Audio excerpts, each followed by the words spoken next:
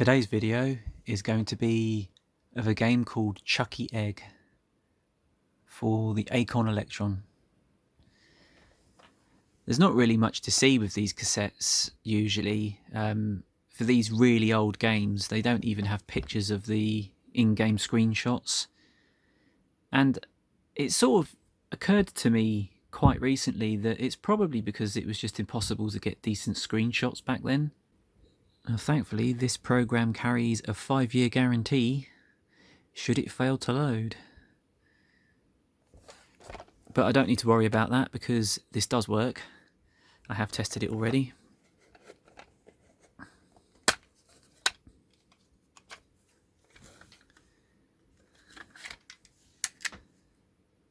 So here we are.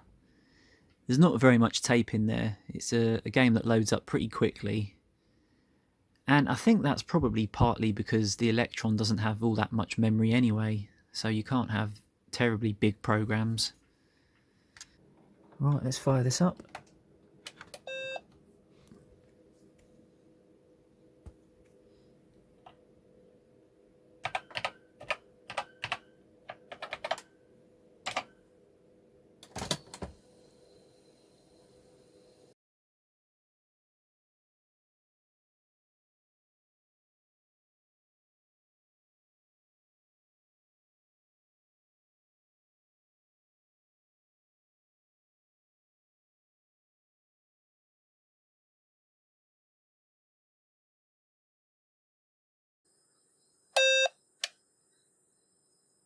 These older games do tend to have really simple loading screens, or even sometimes no loading screens at all. You can see there this is from 1984 by A&F Software. I'm going to do 2 games in this video because they're both very short little playthroughs, so I just thought I'll just put them both in the same video. The Acorn Electron only has 32 kilobytes of memory to put games into, so the games don't take long to load up usually.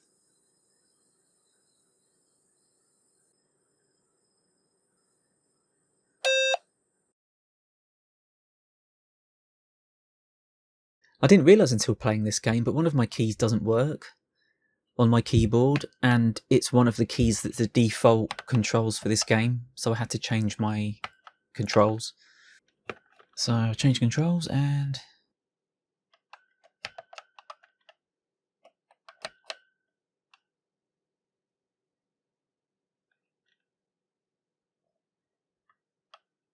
Yep, and it's a single screen platformer. You climb ladders, collect eggs, avoid the ostriches. Actually, what are they supposed to be? And then there's a duck in the top left corner. So the game itself plays really well. You do have to be very specifically in the right spot to climb up and down ladders. But otherwise, it's very easy to control. You can jump, you can fall as far as you like without dying.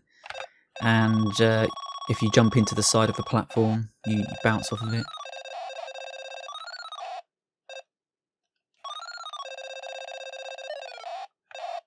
And actually, there's a little bit more freedom than you get with a lot of other platform games as to how you complete the screen.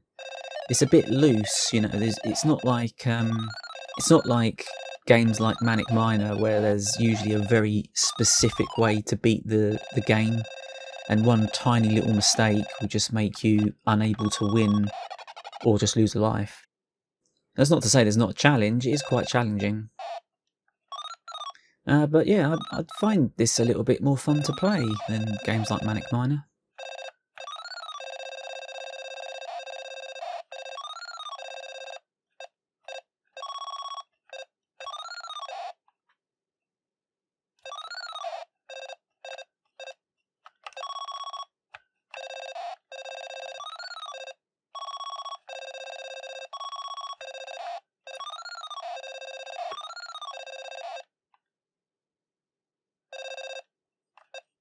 Actually, it's quite appropriate that I compare this to Manic Miner because the next game I'm going to play is actually a Manic Miner clone.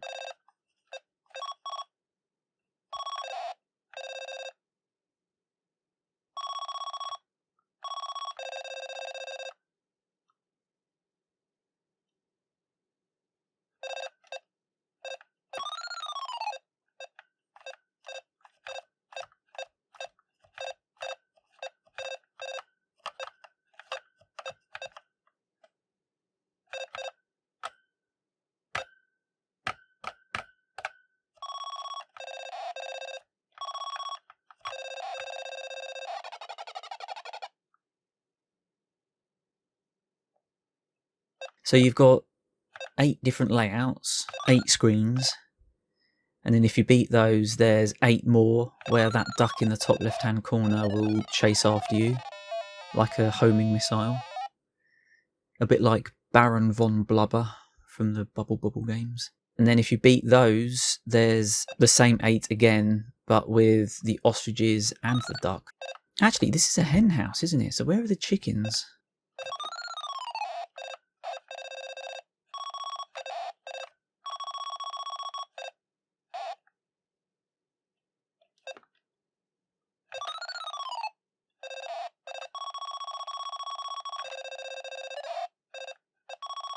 The sound on the Acorn Electron is extremely simple. It's a bit better than ZX Spectrum's sound, which often ends up being like kind of clicky, but this one is just beeps, which makes it sound a little bit like PC speaker sound. So to be fair, it's not really something that's completely unusual at the time for computers. It's a low-cost computer. But I do find it quite common with Acorn Electron games that the games shouldn't really be as good as they are because the machine is just so limited, but they always end up being quite fun. And sometimes they have background music in them anyway. It's like they've just sort of embraced the limitations and just gone for it anyway, rather than just saying, oh, we can't do that because it doesn't support that, and, you know.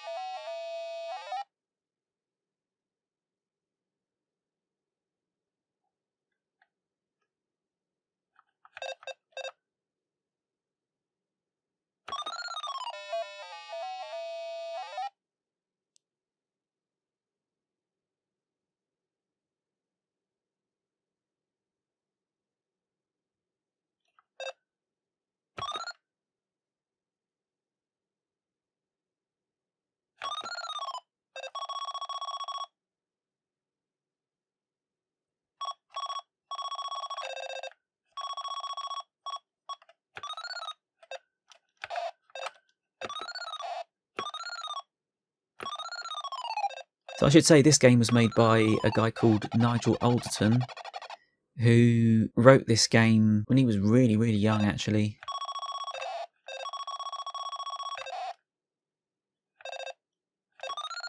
He wrote this for the ZX Spectrum, so this game is actually a ZX Spectrum conversion. But as it was being made, it was also being converted by the publisher to the BBC Micro. And it was also released for the Dragon 32, the BBC Micro, of course, the Acorn Electron. I definitely have this for the Amstrad CPC, so it was definitely ported to the Amstrad CPC later on. Yeah, I can see why. It's really, really good. Really good fun. I'm going to do this game back to back with the previous game, and this is for the Oric 1, and it's a game called Damsel in Distress. And again, this is a game that really all you have to go by is the picture on the front, even though it does have pictures on the back. I suppose they do show off the game fairly accurately. You can see by this that it's a single screen Manic Miner sort of game, which is a very popular sort of game at the time. So actually, despite what I said earlier about games not having screenshots, this one does have screenshots. So they managed to get screenshots somehow. And of course it's a cassette tape game. And I actually fixed this quite recently. This game didn't work at all, but what I managed to do is I managed to find a tape image. Well, there was a website that had a lot of tape images of Oric games, and I found a program that let me convert it to an audio file, and then I just plugged my computer into my tape deck, and I just saved the game back to the tape, which worked. The Oric is actually better than the Acorn Electron on paper. It doesn't have as good keyboard, although this keyboard's not bad. It's not as good as a proper keyboard, but it's got more memory than a Electron, and it has a proper sound chip. And most other features are pretty similar. I think it's got the same processor. The games do look more like Spectrum games though. They have that sort of one colour per sprite with colours bleeding over each other sort of attributes thing.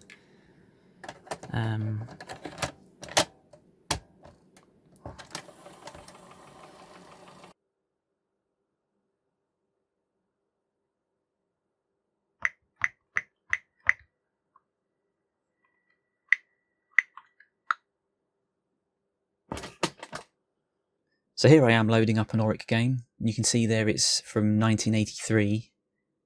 That's when the machine is from.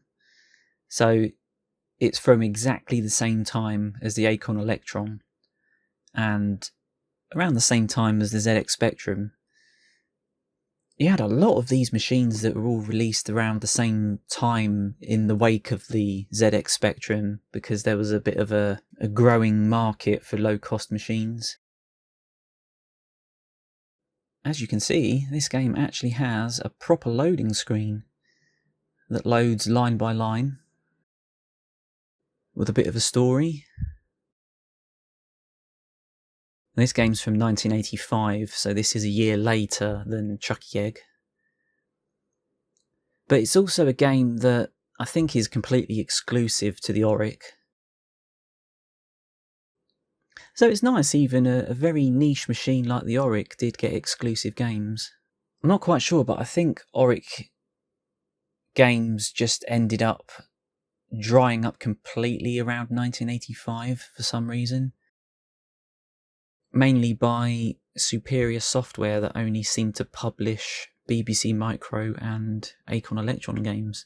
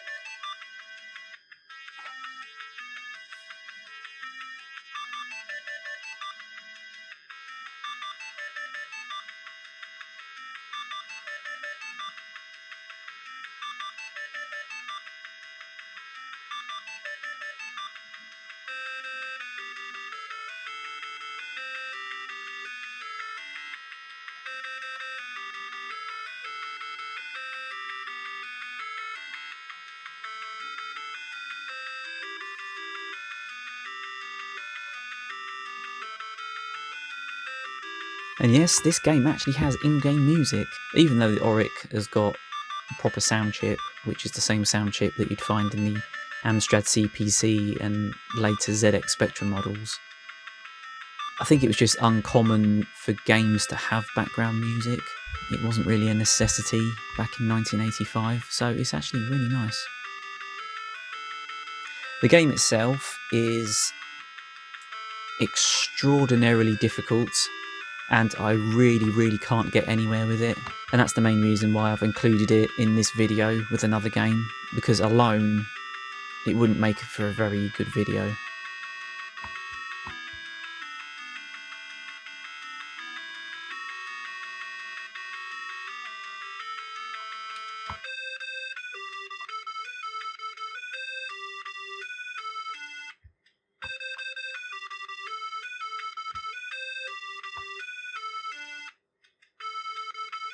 I just can't get anywhere in it. It's just so... You have to be so specific, pixel perfect, timing your jump and being in the right position so you don't just get trapped by an enemy. And I've never actually got any further than collecting the second key.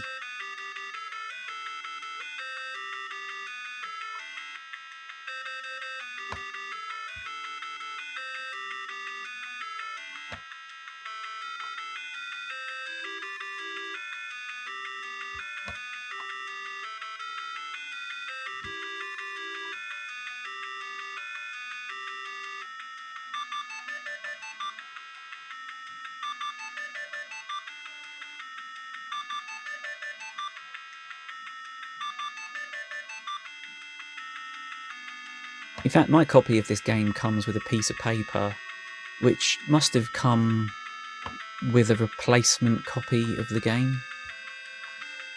And it has a cheat code written on it. It doesn't work, so I can't even see what the other screens are like.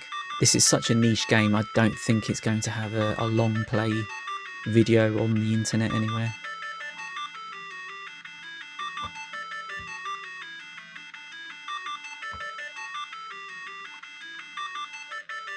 Actually, Oric games do look very much like Spectrum games, don't they?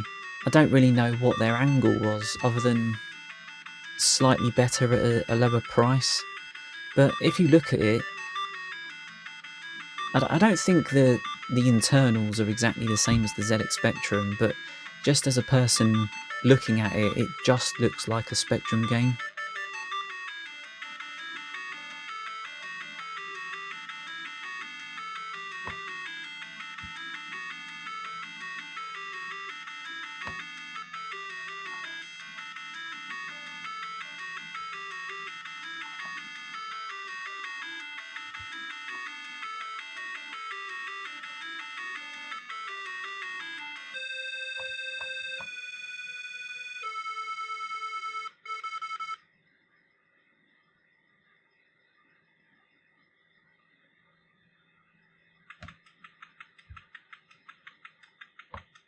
I'm not going to get any further in this game, so I'll end the video there. At least that's a look at Damsel in Distress for the Oric. And once again, thank you for watching.